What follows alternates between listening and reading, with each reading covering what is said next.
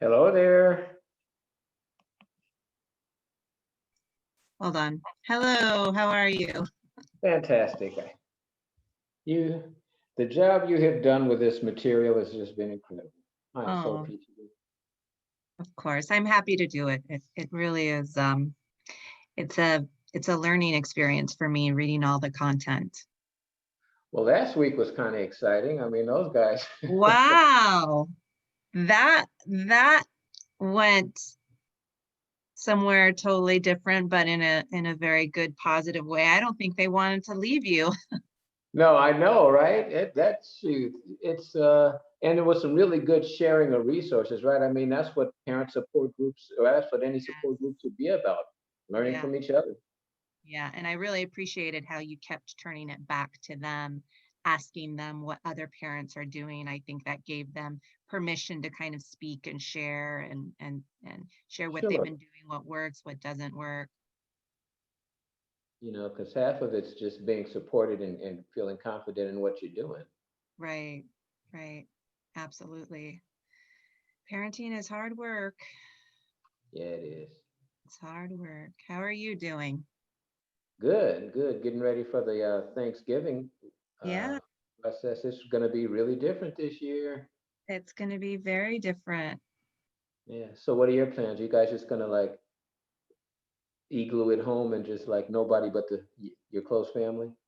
Yeah, yeah, we were going to have my mom over and we were gonna have a outside dinner. We were gonna play like cornhole and sit by the fire.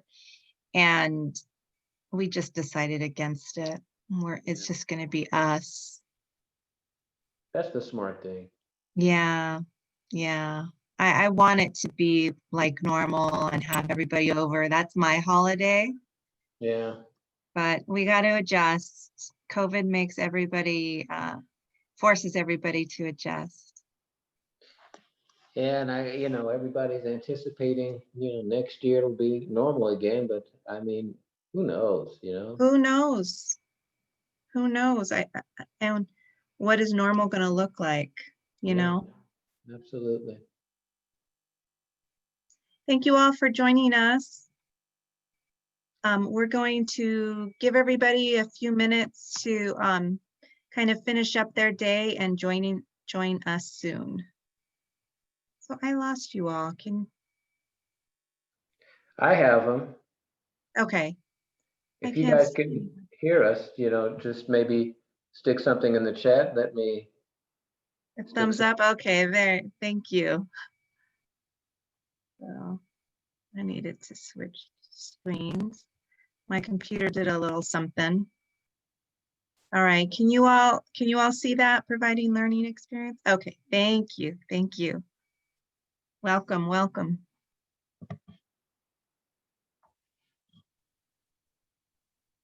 And Mr. Henderson, I'm going to leave it up to you when you want to start, how long you want to give parents. I don't have a head count, so I'm not sure how many have signed up to join us.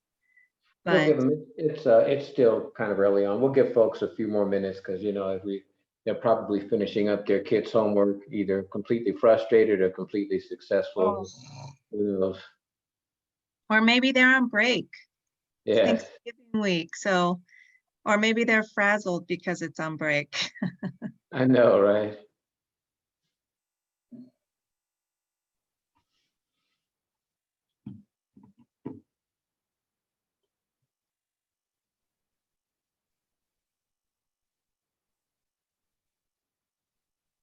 I remember last Thanksgiving, I decided to cook a duck.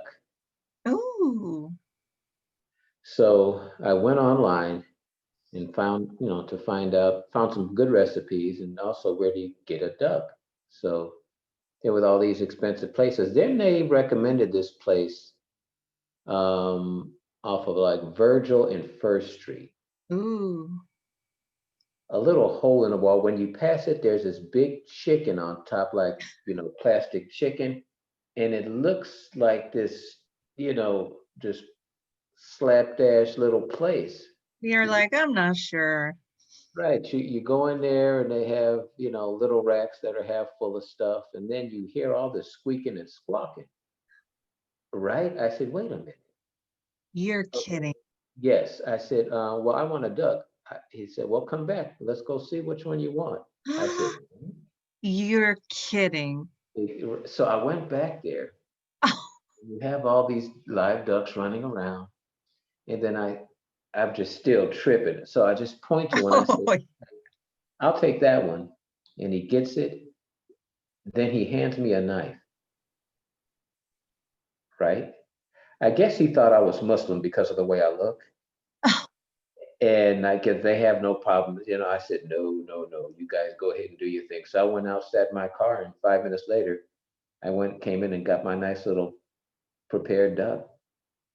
they defeathered it and everything? Yeah, that it was done. That is a crazy story. It was hardcore. So I came home Wow. and cooked it according to this recipe. It was just fantastic. Oh, I bet. I bet. Sauteed the liver, and it was just Oh, incredible because I, it was all organic. It was it was different. well, it was fresh as fresh can be, right? You got that right. Wow. Yeah, yeah, that was That is a crazy story. it was something else. You know, it's no different than going to the grocery store, you It know? is. But you know what? It was very strange. I felt really melancholy, almost like connected emotionally to my food at that point. It was a really strange feeling I had when I went to go get that duck after they had, Yeah, prepared it. I said, wow, wow, it's just a strange feeling. You know, yeah, and I guess that's why you see a lot of the indigenous folks, how they bless their food, how it's real ceremonial. right. And there's a true appreciation Mhm. for the food on your table. And the Wow, sacrifice the animals gave to put it there. exactly. Wow. That's a good story. Mm. It's a good story. Folks I are hear starting to chime I in. hear them popping in. Ready for number 3. Okay, well, it looks like I'll go ahead and get started. All right. Um, is that okay if I do a brief introduction and then hand it off to you like we have been? Absolutely. Now, well, you know what you can do if you can give Yes, me sharing privileges. absolutely. Well, actually, would you like to share? This one you have up, so you won't have to keep advancing, or Okay. Do you have a copy of this? I do, but I'm on I tell you what, we'll keep it like it's gone because I'm on my tablet, so it doesn't have the same kind of functions that a laptop has. So let's just keep it as it is. So Okay. Okay. we'll have a smooth transition here. All right. All right. Well, let's get going then. Okay. Thank you. Thank you all for joining us with another great workshop with Mr. Andrew Henderson. For over 20 years, Mr. Henderson was the Executive Director of Families for Children, Inc., and is currently Consulting Program Officer for FFC Spiritual and Behavioral Health Center. FFC SBHC is a behavioral health program operated by Families for Children. Mr. Henderson attended the University of Santa Cruz, where he received a bachelor's degree in economics in 1981. He attended California State University, Los Angeles, where he received a master's degree in counseling in 1998. Throughout his professional career, Mr. Henderson has been an advocate for youth and is credited with developing innovative programming to address this population. He created the Foster Youth Empowerment Workshop for Families for Children and has a long and distinguished history of collaborating with public and private organizations to enhance the quality of life for youth and families. Thank you, Mr. Henderson, for joining us. And with that, I will turn it over to you. Well, thank you so much, Rebecca. You have been just an outstanding support during this process of parent education. I just really appreciate all that you've done. So this evening we will be going over our third module. This program has a four-module curriculum, and it's called FAST, which stands for Families and Schools Together. So tonight we'll be talking about providing learning assistance in the home. You can go ahead and advance. So this slide talks about what I do in addition to this work I do with Wooten.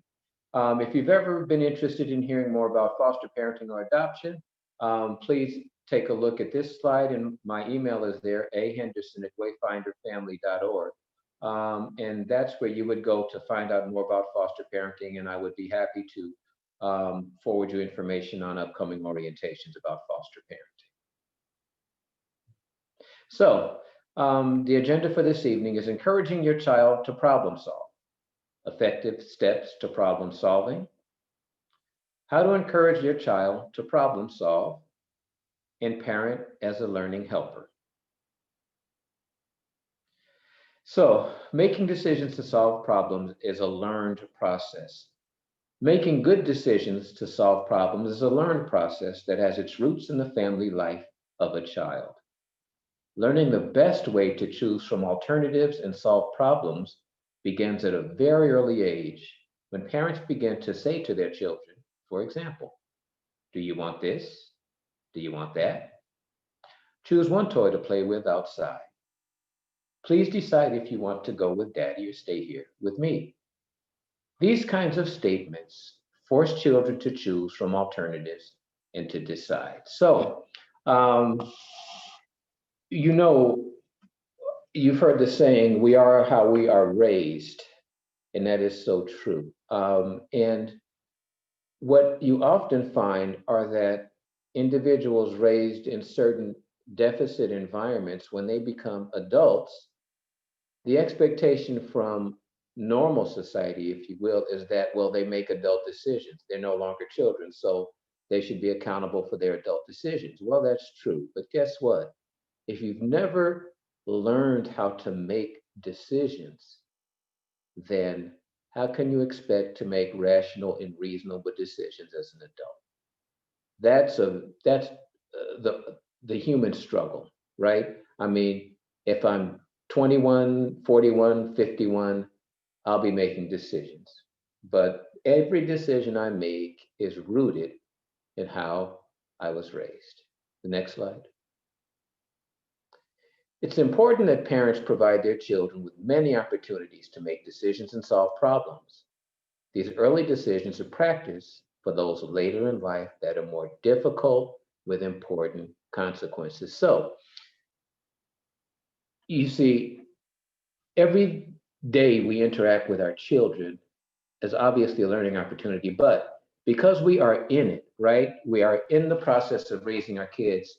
Sometimes we don't really see or invest in what that experience will mean to them 10, 15, so many years from now. We often say we do, and we do intuitively, but what I'm saying here is that the opportunities and the richness of each experience we have raising our children is sometimes missed because we're in it. So this evening, let's kind of take a step back a little bit and just kind of do the helicopter view of raising our children and just pat yourselves on the backs for the wonderful job you're doing so far. Don't beat yourself up too much. I mean, no one here is perfect, but the fact that you are seeking to improve how you raise your children is enormously important because, again, there is no handbook. We see how our parents did it, and sometimes we don't want to do it that way, and sometimes we do. But ultimately, if you come at this with love and open heart and the willingness to learn, you'll be okay. Chances are. Next slide. So effective problem solving involves 10 main steps. I'm sorry, go ahead. Should that ask? Oh, okay, I guess you need to mute. Okay. Identifying the problem, collecting information, generating alternatives, understanding the consequences and limits of each alternative, considering family and personal values and feelings.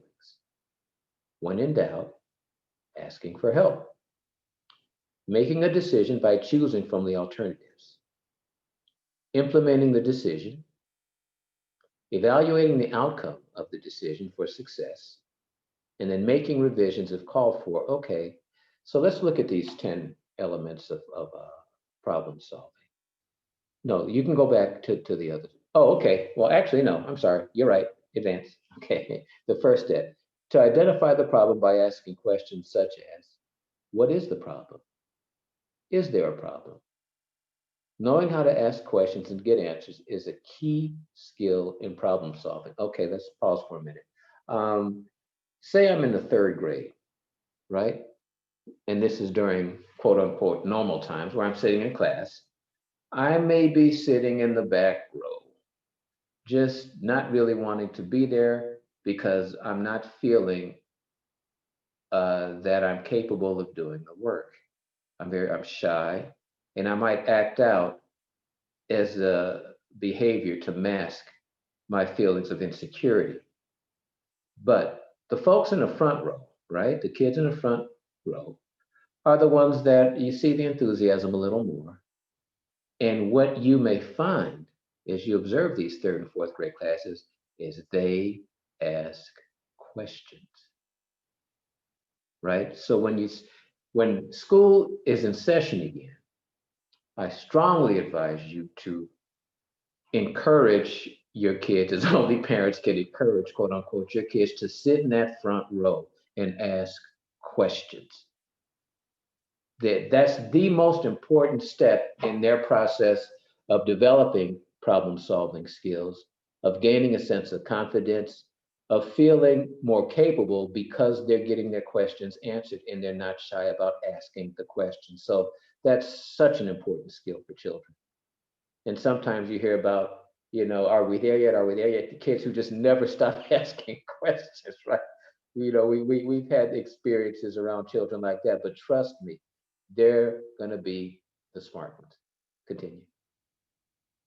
The second step, this requires gathering information on the issues causing or leading to the problem. Information can be gained from a variety of sources.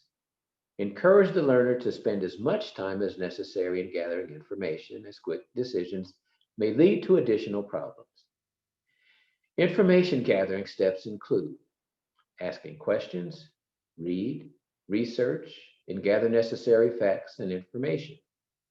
State the problem as you see it and define its characteristics. Ask, is the entire problem yours to solve, or is only a part of the problem within your control? Now,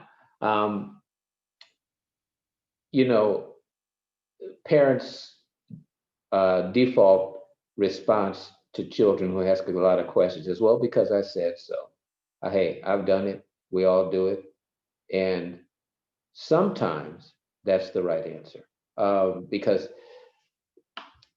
there is the relationship between the curious child, the child that likes to explore, which is all great, and then a question that may be rooted in not wanting to do something, or where an adult, there's more of an adult orientation around what's needed to be done, and there may be a little discipline involved. So it's because I said so. Use it sparingly, but it's not the enemy. Okay, but just use it sparingly. But remember, what you really want to do is encourage the inquisitive learner. The third step, after the problem is clearly defined, the third step is to look at alternative solutions. To generate a list of alternatives, the learner can be taught to look at a variety of resources for input. For example, self. The child can generate his or her own list of alternatives. So family. Different family members can offer alternatives individually, or the problem can be a discussion item in a family meeting. Refer to FAST Module 2, Motivating Your Student. Friends, peers, and friends of the family can be asked for advice. Experts. Counselors, teachers, employers, co-workers, doctors, lawyers, and other professionals may be able to provide help. Media, written materials, TV, movies, film strips, or videos may provide ideas and information on options. So Curiosity, right? We're just creating this child who is just so curious about the world around them. They have now, this material was written, 20 some odd years ago, a little more than that. So um, social media was not the thing it is now. So kids have all kinds of access to information, good and bad. But I guess it's up to us as parents to kind of shape how they ingest that information, um, and what they do with it. Because as much as you have this ability to be so connected, kids still have a profound sense of isolation now, believe it or not. It's kind of counterintuitive, and you wouldn't think that you have this sense of isolation amongst so many children with such access to the social media platforms, but you do. And I think part of that is the connectedness they feel to something real, something where they have to really invest emotional energy and information processing kind of energy, kind of what we're talking about here. So in teaching this, I think you allow your children to become more grounded in a non-social media environment. And they gain coping skills, right? Oftentimes we talk about how these kids are not prepared like our generations were, or specifically our parents' generation, because they don't have the coping skills, the wherewithal to really survive the downs, understand how to get through the tough times. And this process will help that happen. So you can move on. So the fourth step, when the list of potential solutions is completed, the consequences and limits of each must be explored, the fourth step. Each potential solution should be evaluated in light of the following questions. What will be the effect on you? What will be the effect on others? Is the solution based on valid information? Is the solution viable in terms of time, energy, and resources? Does the solution actually solve the problem or merely postpone it? Next slide. The fifth step. Another important step, the fifth step, is the consideration of family and personal values and feelings. The learner should consider, how will you feel about yourself? How will your family and others feel about you? Are you willing to face or live with the consequences? Now, this is an excellent kind of running agenda item for your family meetings, right? Those of you that have been on other sessions, I've always been very vocal about the importance of family meetings. And so, each one of these modules give you content for those family meetings that can allow you to look at existing problems differently, right? And then also look at emerging problems in a way where no one feels threatened, no one feels inadequate, no one feels insecure, because there's a process here, non-judgmental, but a very practical process that builds a sense of confidence, right? A sense of togetherness as a family, in a sense of, well, I can be proud of myself and I can be proud of what I'm being taught. And so these are things that are critically important for the future success of our children as they navigate young adulthood and on after that. Next slide. The sixth step. This critical step is to ask for help when in doubt. This step teaches the learner that asking for help is a positive action that does not mean turning the problem over to someone else. Now, how profound is that? I'll read this again. This critical step is to ask for help when in doubt. This step teaches the learner that asking for help is a positive action that does not mean turning the problem over to someone else, right? I mean, that's pretty much the foundation for, learning to be a thinker, learning to be accountable, and just building good character. That's a very important statement. You can go to the next one. So the seventh step. So from the list of possible solutions, A final decision must be made. That's the seventh step, concerning what option is the best at that time. Now, if the decision is made not to make a choice, that is in fact choosing. Not to choose is a choice as well. What then is the best solution? Is it one of the identified alternatives, or is it not to choose? So to make the best possible decision, the learner should understand it is the learner's choice, and he or she will have to live with the consequences of the decision. The learner should view making the decision as a positive step towards solving the problem. The learner should be able to implement the decision fully. The learner should have a backup plan in case of a breakdown in the process. The learner should be aware that the decision can be changed at any time when new information is introduced. We can move on. So the eighth step. The eighth step is implementation. However, prior to actually implementing the decision, the learner should ask three basic questions. What could go wrong? How likely is something to go wrong? What actions must I take if something does go wrong? That is, do I have a backup plan? Now, many of you have children that are in elementary school where this may be just a little advanced, so it seems, but children start making decisions once they can talk, once they understand the world around them. They're always processing information, right? That's who we are, just great big information processors. So what this module, I'm hoping, allows folks to consider is what are some of the elements of that information processing tool that we are. Again, a 3-year-old making a decision about a toy, learning patience, learning how to share. Those are all developmental pieces that come into making good decision making. So we as parents, we shape those as best we can, but then as they mature, the consequences change and the decisions change as well. So all along the way in our family meetings, we want to encourage the good decision-making process, and I'm hoping that this information this evening assists with that. Go on. The ninth and 10th steps. So these occur almost simultaneously. One must evaluate the outcome of the actions taken or not taken, and be flexible enough to make changes as new information is gained. It is the last two steps that teach the child the importance of the problem-solving process.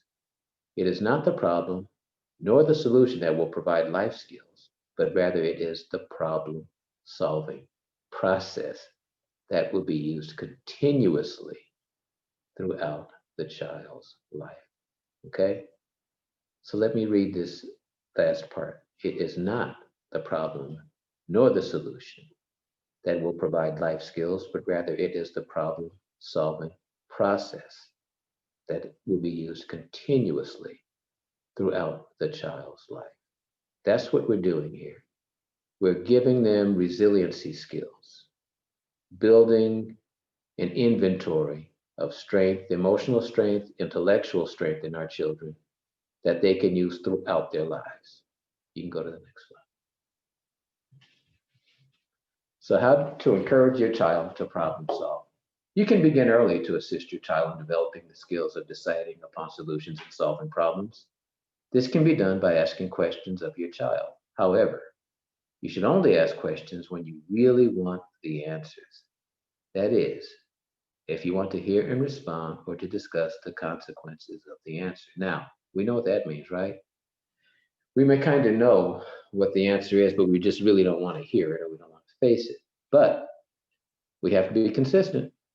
And so when in considering information in previous slides, we talk about the consequences, right, of the decisions that they're making. So the child has to understand that their processes involve positive and negative, just as your process does. So that's what I'm hoping can be the balance and the non-judgmental piece to the problem-solving process as we teach our children.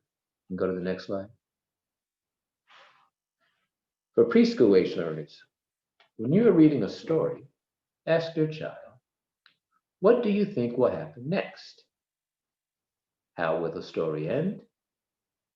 Is there some other way it can end? How would you end it? Okay, next slide. For elementary school age learners, when watching a television program, you might ask your child, how would you feel if you were, and you can insert the character's name. Why do the programs always have a good ending, right? What do you think of commercials? Now, when you hear about a car accident, ask your child, what would you do if you saw a wreck?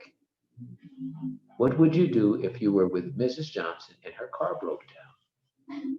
Can one get along without a car? So you see, these are life lessons, right? You're asking your child to consider what real life is about.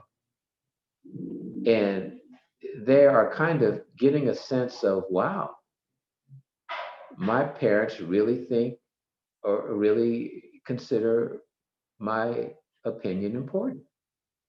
It's really building a lot of family-based strength and confidence within the individual and the family. Next slide. So for middle and junior high school age learners, discuss with your child what to do questions such as, what would you do if you came home and I wasn't here and the door was unlocked? What would you do if you got lost going to a friend's house? On the way home from school, if someone bigger than you started to tease you, how would you solve the problem? These are such, you know what? These are such family meeting content items. Oh, we could have some wonderful family meetings around these things. This is great. Good. Next slide. So for high school age learners, you can ask your child relevant questions such as, why do some students smoke? How do you make friends? What is a friend? Why do you want to go to the dance? How would you solve conflict if someone was picking on you? So what would you do if two of your friends were arguing with each other? Okay, continue. So other ways to help your child problem solve.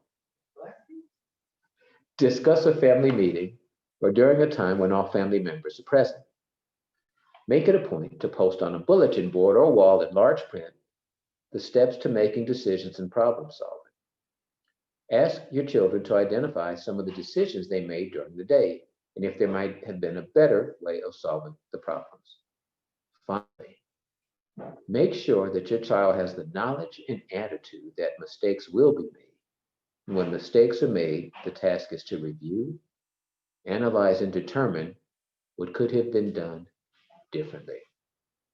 Building maturity, building confidence, just building a wonderful child here with this process. We can go to the next slide. So parent is a learning helper. As a concerned parent, you can help your student make the most of his or her educational experience by establishing a home learning environment that reinforces what has been learned in school. Students learn and retain information in a variety of ways. They form learning preferences early in their schooling. Some find learning and remembering easier when they can see and or read the information to be learned. Others like to listen, and some learn best when they can physically experience learning through their hands and bodies. So the following list of suggestions provides some ways you can help your child learn. Now the list is by no means complete, so use your own creative talents to invent other ways to help your child. You can go ahead and advance the slide. So if your student likes to learn through listening, you can encourage him or her to read assignments out loud. Encourage him or her to use a tape recorder while reading aloud homework assignments and then play the tape for reinforcements. Take him or her to a public library to check out talking books, records, or tapes on the subjects being taught in school. Provide for him or her a time to discuss with you or other family members what has been learned in school each day. You can help him or her review previously learned information by engaging in a short question and answer period. This is particularly helpful to the learner who needs to prepare for a quiz or exam. Suggest having one or more friends over to review for tests or presentations. Next slide. If your student likes to learn by seeing and reading, you can encourage him or her to read and review textbooks daily. Take him or her to the library to check out film strips, movies, video cassettes, and books on the subjects being taught in school. Use flashcards with your child or have your child use them on his or her own to help memorize information. Post assignments, vocabulary words, or other information to be learned where your learner sees it frequently, for example, on the front of the refrigerator or a bulletin board in his or her study area next to the telephone. Although it's cell phones now. So if your student likes to learn experiencing and doing, you can encourage him or her to create projects such as posters, models, and games to facilitate learning. Plan visitations on weekends to related educational, community, and cultural events. Create and play games, for example, using a Jeopardy format, charades, or board games with the information to be learned as the content. So this slide obviously would be focusing on the second bullet point because with our COVID lockdowns, the first paragraph is probably not relevant right now, but will be later on. So if you can advance the slide. So Q&A time.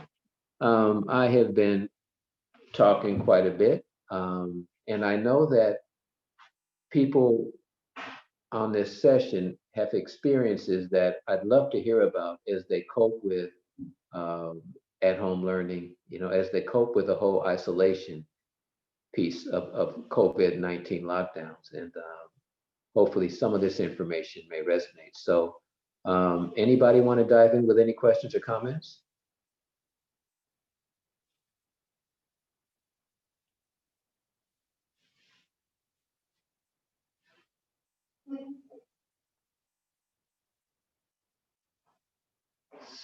So Tracy Thomas D2, I'm going to call on you. What are you experiencing right now in your home? And I guess what would have been your motivation for coming this evening? Would you like to share that? Well, what I'm experiencing is with the online learning Yeah. for him and him not, well, he has a desire to get on the computer, but it's just him not paying attention. So we're having issues with him staying focused in class, making sure that he's responding back and forth to the teacher. How old is he? 10. Okay. Do you guys have family meetings at all? He and I do. We do. The only other person in the household is my mom, but me and him, we meet and we talk about different things. So all of this information is available on the Wooten Center website. Mm-hmm. Just kind of go through the first two sessions, maybe this one, and kind of pick and choose what may or may not work for you. Because a lot of it's just reinforcement and repetition about what's expected. And there's a piece about incentives, reinforcements to assist your learners. So I think that might have been the first session. Yeah, I missed the first two sessions. So there might be some information in there that can assist you there. And then I wanted to ask you a question. You said that we can allow the child to generate their own list of alternatives. Mm-hmm. Is there an age limit that where that might not be a good idea? Well, you're going to be there kind of monitoring that. Mm-hmm. That's more or less to encourage the thought process in your child, to encourage your child to understand the consequences of the decisions they're making. Because when they generate that list, anything that happens as a result of that list, they then can be held responsible for, right? Right. And obviously not too severe, but it's a learning process in terms Mhm. of accountability. So Okay. whenever they have the verbal or written ability to create those alternatives, the sooner the better, because then they can take ownership and then be held accountable. Now, what happens when their alternative is not reasonable to you? Is it something that you just begin to work out with the child, or you Yeah, kind you of know, since you becomes a gave negotiation. Yeah, you know, you are the parent. Mm-hmm. You know, the issue here is to, you know, encourage your child to think and to information process. Now, you know, we talk about attitudes and, you know, oppositional children, children who just want to do what they want to do or try to get away with things. No, that's not what this process is about. And Okay. you assert your parenthood. You know, sure, you're allowed to make alternatives, but they can't be counterproductive alternatives. When we talk about alternatives, show me something that's productive, that shows good character and shows accountability. Those are Mhm. your standards when they're developing their alternatives. Okay. Okay. Okay? That make sense? That does. It makes sense. Okay. Um, Anybody else want to chime in?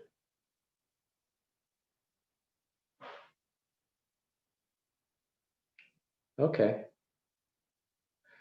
Well, that is it for this evening. If no one else has any comments or any questions, I hope that there's something in this session that you can take away. But again, I know there's no handouts or anything like that that folks might get in a live session. But again, you can always go back. These are archived, and if you have any curiosity or want to kind of take a deeper dive on some things, please go back and visit these on the Wooten website.